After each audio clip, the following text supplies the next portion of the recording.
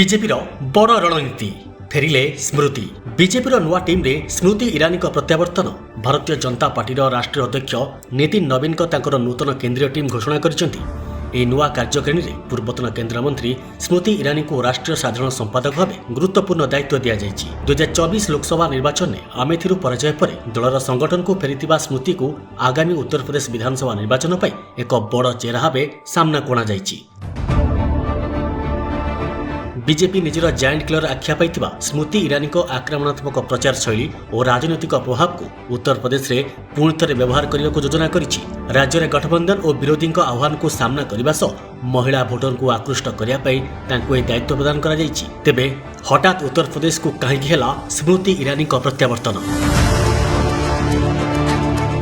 2019 लोकसभा निर्वाचन में राहुल गांधी को आमेठी हराई से निजर आक्रमणात्मक नेतृत्व प्रमाण करथिले। 2027 उत्तर प्रदेश निर्वाचन पूर्व दलर संगठन को ग्रासरूट स्तर में मजबूत करने अभिज्ञता को व्यवहार। महिला और शिशु विकास मंत्रालय पूर्वतन मंत्री भाव से महिला भोटर ग्रहण में बीजेपी प्रभाव वृद्धि करिबारे प्रमुख भूमिका ग्रहण करिवे।